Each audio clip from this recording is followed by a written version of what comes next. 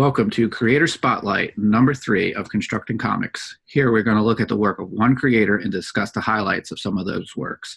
On this episode, we are going to look at the work of Jeff Lemire. This is Matt, and I'm joined by my co-host Noah. Hey there.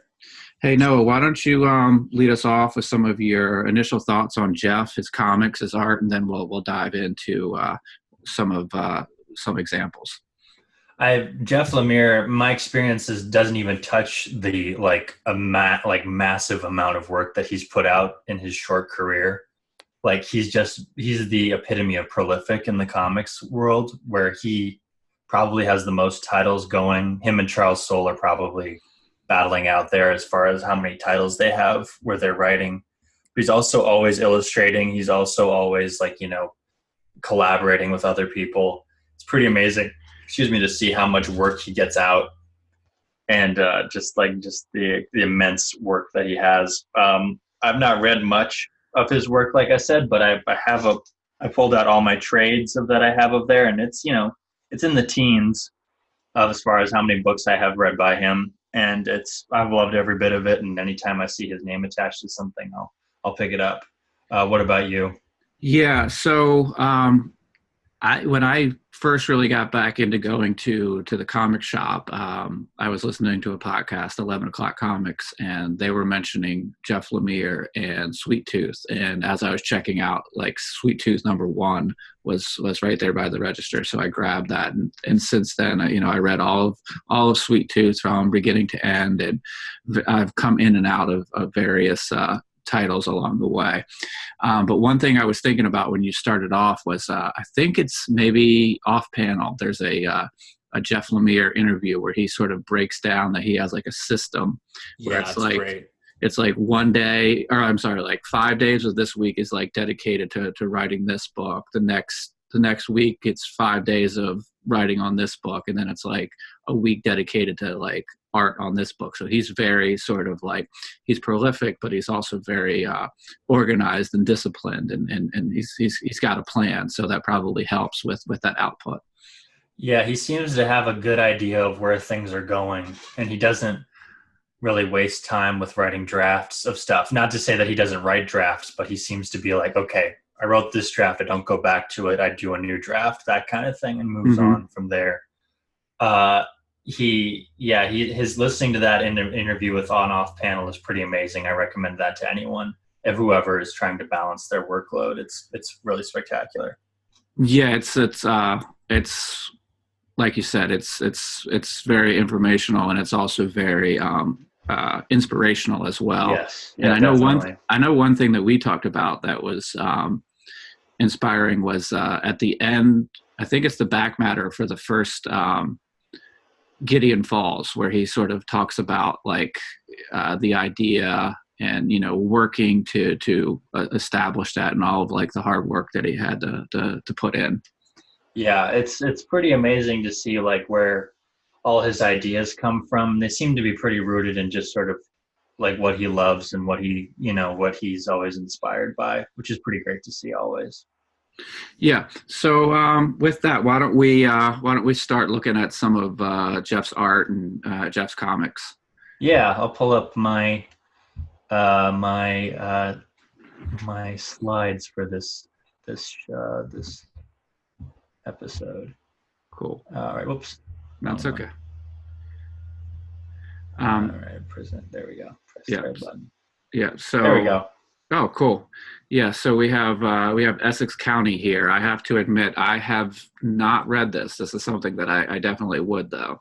Neither have I. Yeah, I haven't read any of his early works. Essex County, Nobody, and Sweet Tooth. Those are the three that I have not read much of. I've read work where he's drawn stuff. I've read After Death, where he drew it and Scott Snyder and him wrote it. Mm-hmm. But I've never read anything that he wrote and drew on his own, which I really should, because I do love his writing and I do love his artwork. So this is a pretty cool stuff just to see his style. It's very bare bones, and it's very, I guess it's his style. You really can't say it's anyone else's style. It's only Jeff Lemire. Only he can do this type of artwork. Yeah. people can say like it's lazy and not, but if you really take your time to look at it, it really isn't. Like there's a lot of thought put into this artwork and this style. He clearly knows how to draw, and then these are all choices that he makes. It's not because of his lack of skill. It's because of it's a choice, and it works. Yeah, what's really interesting here is this is early on, and you had referenced the Nobody and Sweet Tooth, and these two characters, the character that's looks like he's behind a counter of like a convenience store here. That looks a lot like one of the characters in Sweet Tooth, and this little boy here is very much reminiscent of Sweet Tooth, of course, without the antlers. Yeah, you can definitely see some intersection. He's like any comic artist where he draws someone the same all the time. It's sort of he has his formula and his own visual language. Here's some more great pages. His panel design and his layout is very similar. Like I said, he's very bare bones, very illustrative.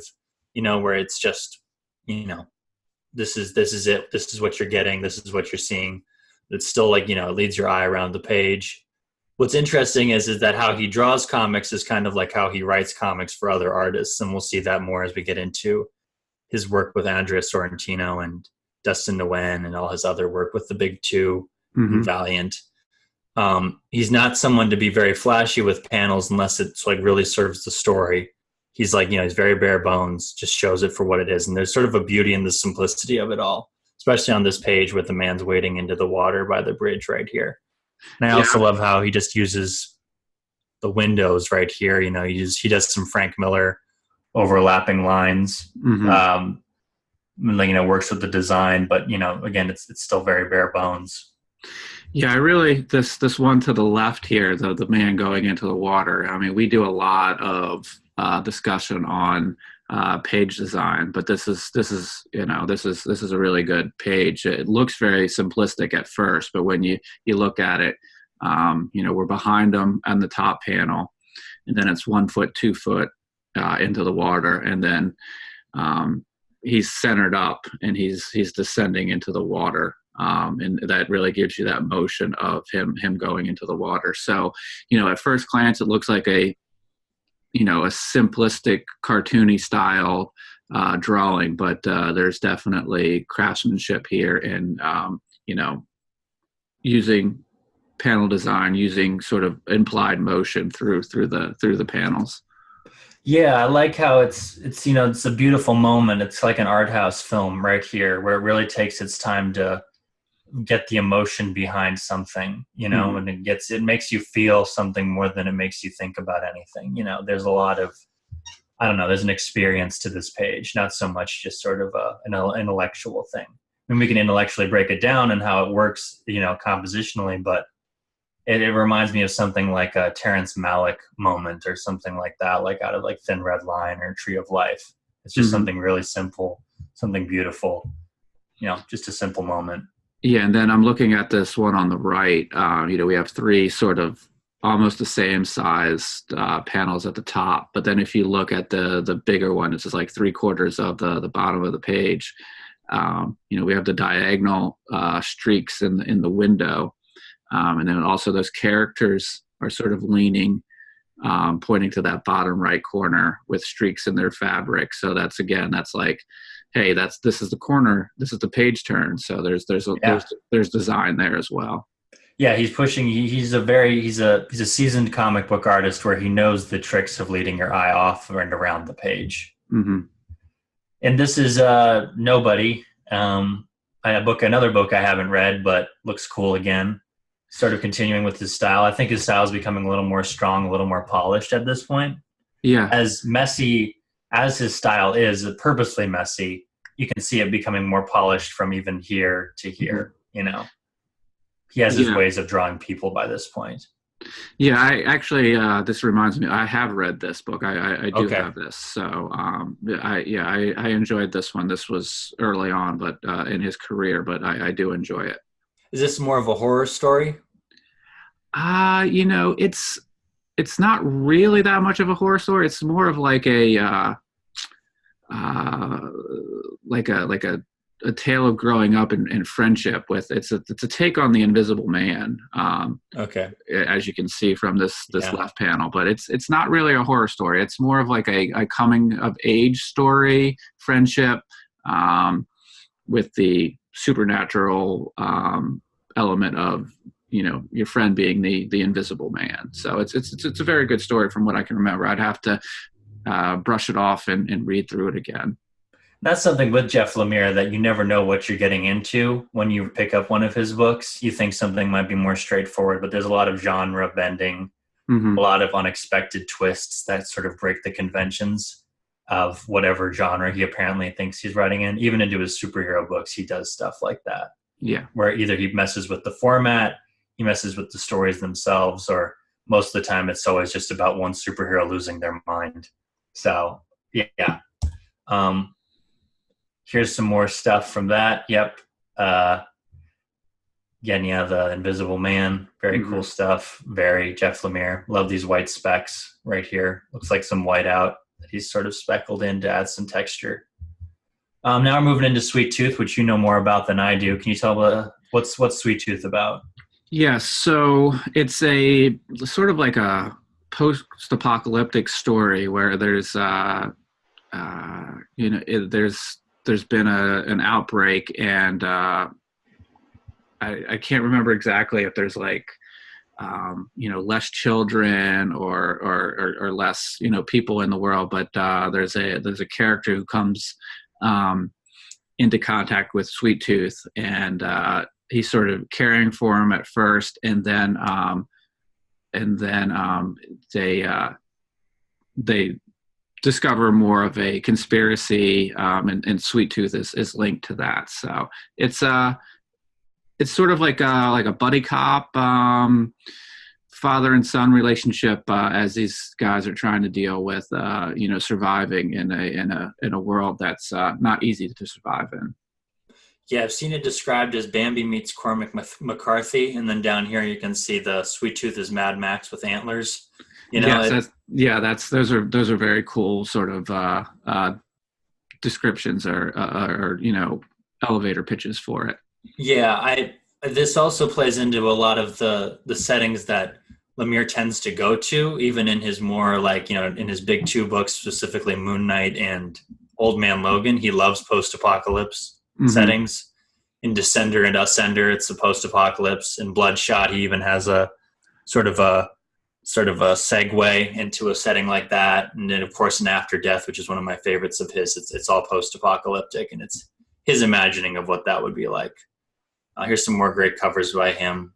I love his use of watercolor and ink washes. I've met Matt Kint and his wife a couple of times at conventions, and his wife informed me that Matt was at one point considering giving up ink washes and watercolors, maybe try something else. And Jeff Lemire was the one to be like, no, don't. Like, there's so few of us left who do stuff all by our hands, it's good to have this materials underneath. And and when we get to After Death, we'll see some more of his just more straightforward watercolor work, and it's really beautiful. And right here you can see his ink washes and his inks, and it's he's gorgeous. He knows how to draw so that it prints well with watercolors. And he knows how to draw characters as well to make them distinct. Definitely. Here's some panel layouts. This is definitely, I don't think this is him coloring right here. This is Joel Villarrubia coloring. But you get to see his style still come out, and you get to see his inks, and again, his very bare bones illustration. But he draws it like it's being filmed, though, kind of like that earlier page with the close up on the man's feet walking into the water, and then it's sort of the man walking closer to a set place where the camera is. And here it's more like a zoom out to a wide shot of the title, which is pretty great to see.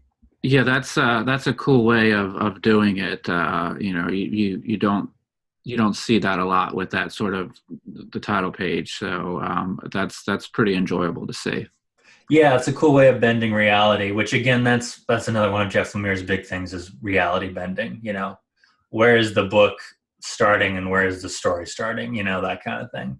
Yeah. I also love these close-ups right here. These images. He doesn't really do horror per se. It's more psychological thriller stuff. Hmm. But he knows how to make panels feel claustrophobic, and he knows how to write panels to feel claustrophobic and terrifying. And you can definitely see that on this right page right here with the close-ups on the eyes and how tight the panel is just on this close-up right here, and then even right here as well where it's cutting off his face. There's a claustrophobia and an urgency to all this. And then he signed an exclusive contract with DC for a while, where he did a lot of different titles. A lot I haven't read. I haven't read this one either, but here's where he formed his partnership with Andrea Sorrentino, and he wrote a lot of my favorite books he drew a lot of my favorite books by Jeff Lemire. Yeah. I haven't read this Green Arrow yet, but I've heard it's amazing. It's something I haven't read before. But I know, like you said, it was, there was a lot of titles when the New 52 launched, and I don't believe Jeff Lemire was the writer when Green Arrow started. He took over after a while, but this was one of the ones that people did. I do remember people saying that they did like. Yeah, whereas the New 52 sort of started strong and then sort of petered out. There were some people that came on later into titles and really took the reins and made it something really big. And Green Arrow was one of them. Yeah, I know and when Jeff Lemire and Andrea Sorrentino took over, it was a big deal for the comic. And also Sorrentino's art style really fits with Jeff Lemire's writing because Sorrentino's his style is very textured and it feels very, I guess, traditional. I don't know if he is traditional. It almost looks like vector art at some points, but there's still a texture to it and a roughness that sort of fits with Jeff Lemire's art style, but also his writing style as well. So I think it was sort of a match made in heaven when they got together. Yeah, I really like this. Well, I mean, I like both covers, but I really like this cover on the right. It's sort of that classic movie poster style, with the centered up image of a bunch of characters blending together. So that's a really cool. That could almost be like your Empire Strikes Back, Star Wars, Return of the Jedi sort of movie poster. Yeah, with the important things being the biggest in the poster and everything like that, and it being framed around the island and the city right here. Yeah, it's very cinematic, which Jeff Lemire writes very cinematically. Yeah. Here's some great panel work from Sorrentino. Again, kind of like how Jeff Lemire draws. It's very bare bones, straight on stuff. Nothing too crazy until like maybe the action starts and you get something more expressive like this right here, where the guy's being pulled out of the window and the color drops out, and some of the lines fade in, and it's just the shadows. So there's a lot of expression in Sorrentino's work, and it's pretty great to see it continue on even into like Old Man Logan. Mm-hmm. This is, I actually own this issue. It's a great, I love this cover that Lemire drew, and then here's Sorrentino's one of his covers as well. Very cool. But these pages, sorry, this isn't very good resolution, but Sorrentino knows how to draw good action, and clearly Jeff Lemire knows how to write it. I love these close-up panels where the color sort of drops out on the main object and it's just the background colors, and it just shows these different moments. And even in here where it's the close-ups on the face, where you get these great little vignettes in between the action, these close-ups. Again, it's very bare bones in these like wide shots and these close-ups. But there's this expression in this layout and design. Yeah, I like it's sort of as Wolverine is running at this gun, we have the smaller inset panel, high, low, high again. It's almost sort of giving you the motion that guy with the gun is moving it, trying to hit Logan as he's running at him. Yeah, and we'll probably see a lot of more of this, but this is probably a very good preview of stuff that we'll see in Gideon Falls. Yeah, and I love this, the letters being laid into the background, so it becomes more part of the artwork, even more so than like, say, these down here where it's just the overlays of the sound effects. It's, it's a part of the image in the background right here. Yeah, Love that. And also the colorist as well. I can't remember who the colorist is on this book, but it's brilliant colors. it is. Here's some more examples of that, action shots where you sort of get this really expressive coloring, to sort of showcase the violence and the brutality of Wolverine's attack. In this story, especially at the beginning, Logan gets to go back in time because he's from the Old Man Logan timeline. Mm-hmm. And but he then eventually finds out that he's not really back in time, but in an alternate universe. Yeah.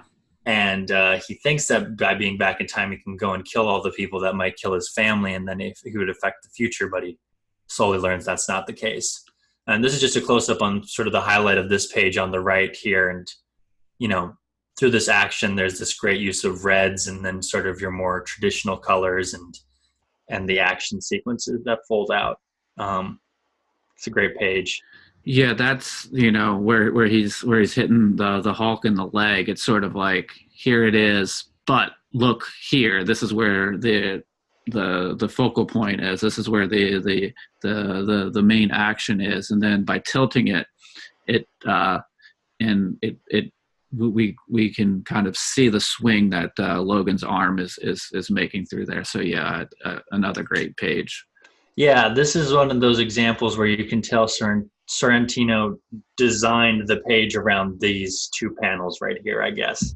Mm-hmm. It's three panels almost, but it almost becomes just one right here. Yeah, the tilt of the panel really helps the movement continue through the page. Now, and that moves into Gideon Falls, which is their most recent collaboration. We're skipping ahead, not being so much. There's not much. I'm not really keeping in line with all his work up to date in a chronological order as much as I am now jumping around between collaborations. Mm-hmm. But this is sort of where it gets into the more reality bending, losing your mind kind of comic. Yeah. Right here. I think both of these covers in different ways convey the psychological nature of both books. What do you think? Yeah, the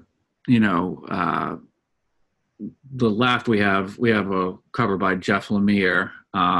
It's muted tones,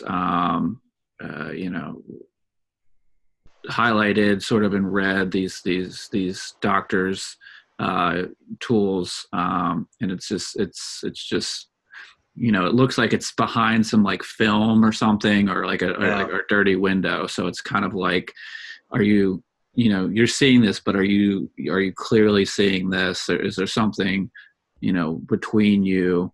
And then on the right, which I think they've done a lot with it, it's sort of like the figures built into some sort of either landmark or weather pattern or earthly elements. So yeah, those are both pretty cool. Yeah, it gets into your mind the cerebral nature of this book. Mm-hmm. And this page design really does show that as well, of the main character losing his mind. Kind of like the action panels that we showed on the Old Man Logan. There are these highlights of these little things right here. Mm-hmm. And you can slowly see this character losing his mind as he's just being flooded by all these different things. Great panel layout. We had a great episode where we talked about the design of one of the pages where it tilts, so it seems like he's descending into madness. Yeah. There's definitely that kind of descent into this as well, following the movement of these Polaroids are guiding the main character into just this like fetal position of going nuts. Yeah, and he's sliding off panel towards the end there. So yeah. And there's also all these kind of like page layouts where you have these double page spreads all aligned around these sort of crazy designs. But you get this claustrophobia and this sort of closing in feeling where it's everything sort of coming to sort of squash you into this pit of madness. That is the book. Here you have one of the main characters who's a priest talking with one of the locals in Gideon Falls, who has this theory about this huge conspiracy that's been around since the beginning of the town about this missing barn that just keeps showing up in random places and who it's linked to. Mm-hmm. Yeah, I love how it's got these red lines coming off of it, kind of like his notes in the background where he has all the thread tying different things together, and has this cross tying it all together as well. It's just a cool design. Yeah, it's as you pointed out, it's tying everything together, but we have sort of like the focal point, which is, he's going to have a focal point on his chart. And then we see that as the image, the photo that's in the middle here, and everything is around it, but everything points to it. So this is great design. But we've talked about the design in this book a lot, so it's no surprise that we're pretty excited to see this again. Yeah, it's just a cool book, and I think Lemire sort of his dialogue here is very it follows along with sort of the paranoid composition of this book, where it's paranoid, but you can still follow along with it, of course. But there is a paranoia to both of these characters and to the layout as well, where it's clear, but there's still some chaos in all of this artwork.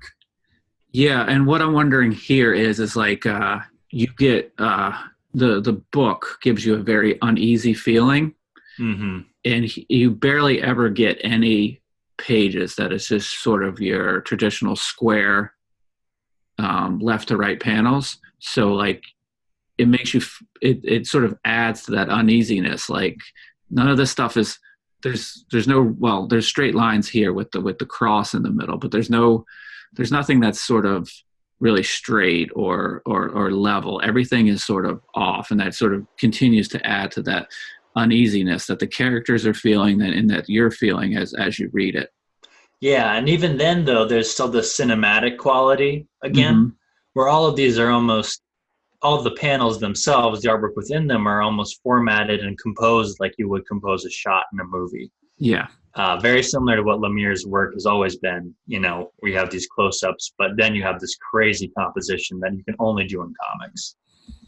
Yeah. Here's another one, just a crazy artwork by Sorrentino, but also just, again, to highlight sort of maybe the paranoia around this whole book.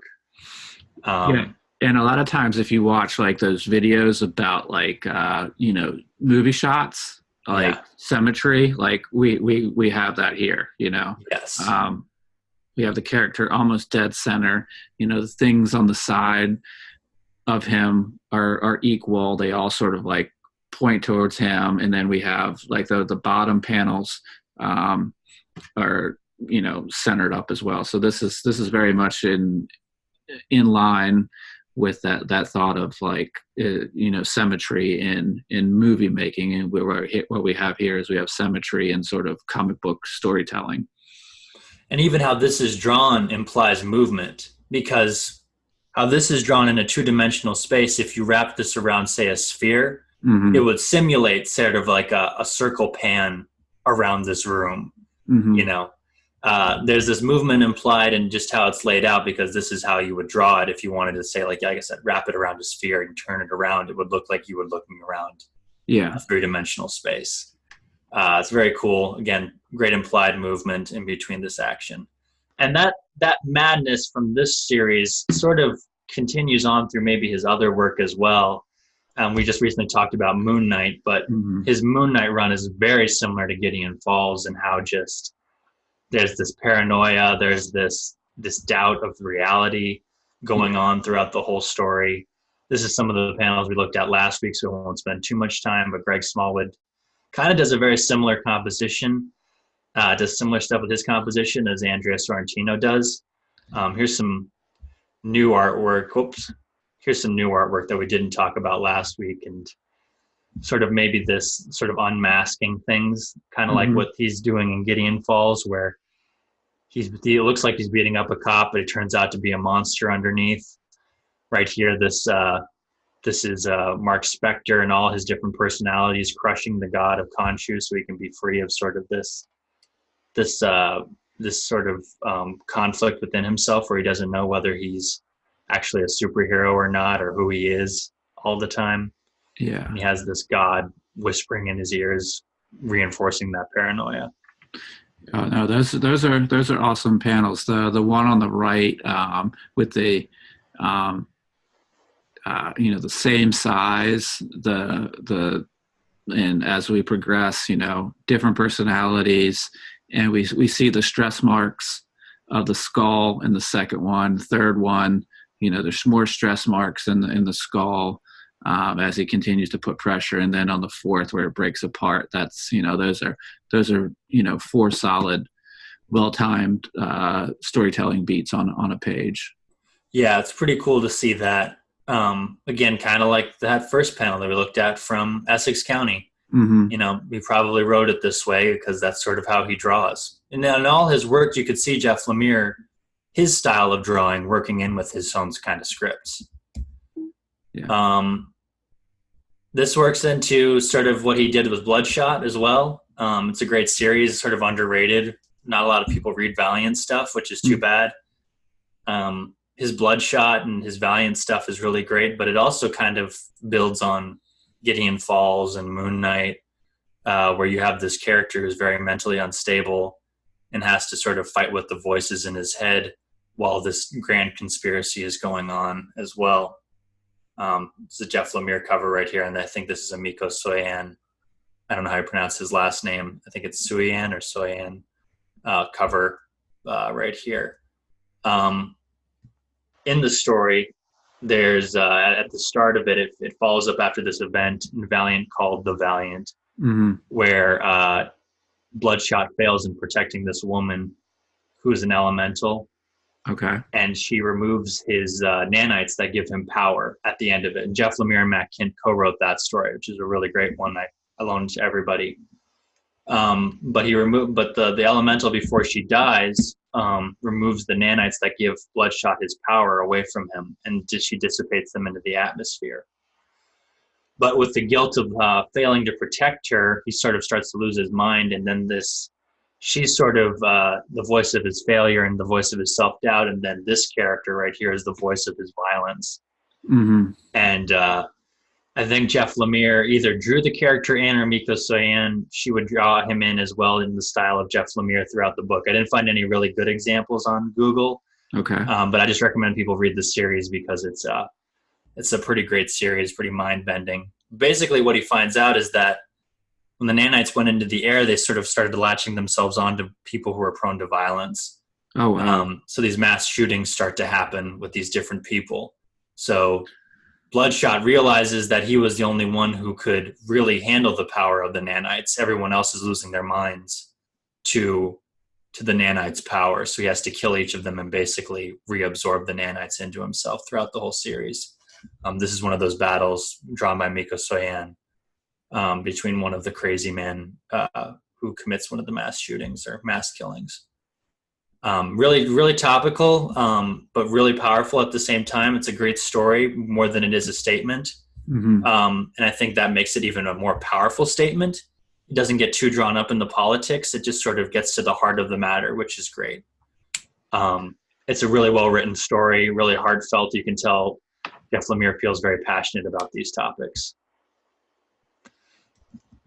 And then within the stories, he would do these subplots. In Bloodshot Reborn, he does this great reality-bending apocalyptic tale. I own the print of this. I bought it from Ryan Bodenheim. It's a great cover. Yeah. It's a great series, too. Again, just it kind of goes into sort of an Old Man Logan kind of timeline with Bloodshot. It's great.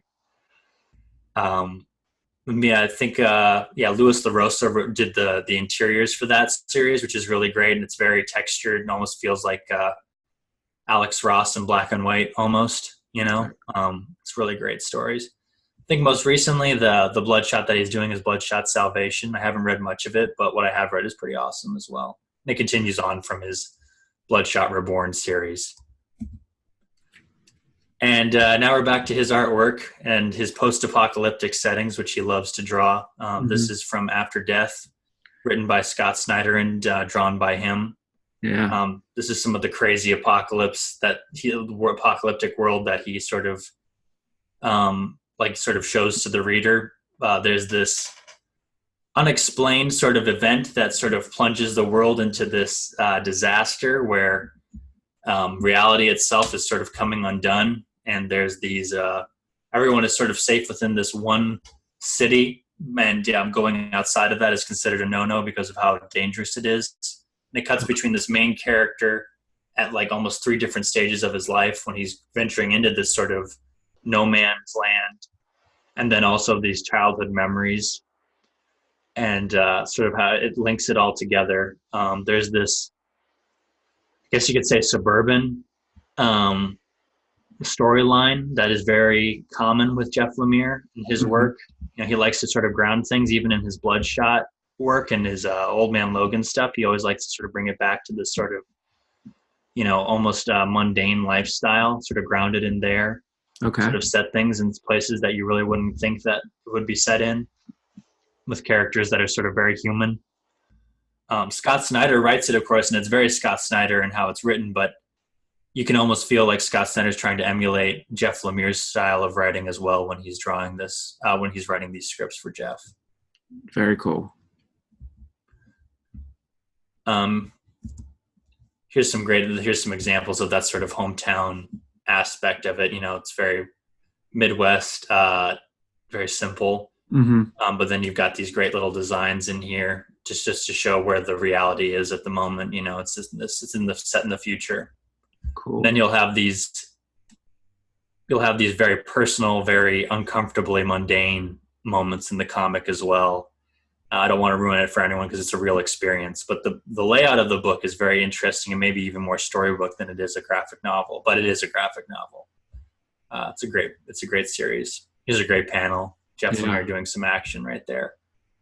Very cool. Yeah. There's, you know, it's, you can see the motion, the motion lines, and, it's pretty cool, to see.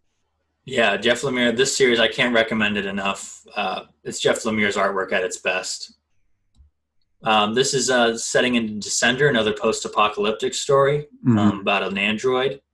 It's a great series. A lot of paranoia again in this, about sort of questioning reality, what happened to the world, that kind of stuff. Yeah. Jeff Lemire, this is his cover, but Dustin Nguyen does the inside, the interiors with all, I think, acrylics, wash, and watercolor. Really beautiful, hand painted, very organic, very textured, very similar to what Lemire likes to have in his artists, where you get this this texture to all the artwork. Yeah, that's a very good pairing there. Yeah. Beautiful pages though. I think you get some more typical comic book stuff here though, if you can see that. You know, not as many straight on angles as you would see that we've seen in previous examples. You get the more dynamic Marvel way of drawing things here, you know, where you have this crazy perspective. And even in here, you know, with this kind of splash, where it's something you can only do in comics, you know, and very essential to what comics are about.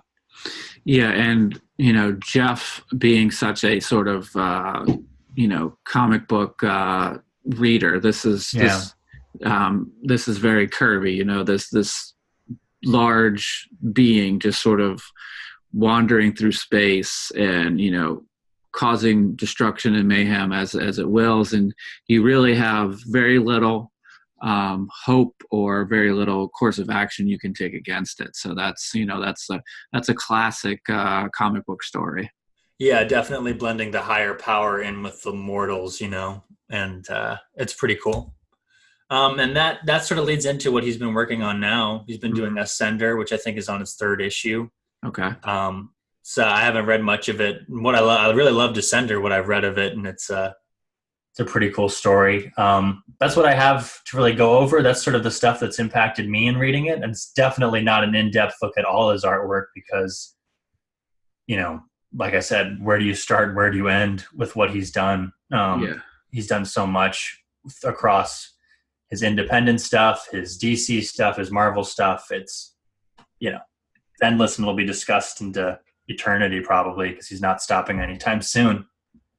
Yeah, I agree. I think we did a pretty good job of representing his work, and as we said earlier, he does so much that we could have probably gone on much much longer. But I think Jeff is going to continue to turn out lots of great stories and lots of great art. So, Yeah. do you have any? If I could recommend one issue for people to look up, he did a Hawkman Okay. special in the Dark Knights storyline with Brian Hitch, which is really great. Just one complete story about Hawkman. If you're looking just for one issue to get into Jeff Lemire work, I can't recommend that enough. Very cool. All right, so I think that's going to do it for this Creator Spotlight on Jeff Lemire. I'd like to thank everybody for joining us. Up on the screen, I've called up where you can find us on various social media, and we also have a podcast under the same name, and those can both be found on SoundCloud and iTunes. So I'd like to thank everybody for joining us today, and we will be back very soon with another Creator Spotlight. Thank you. Thank you.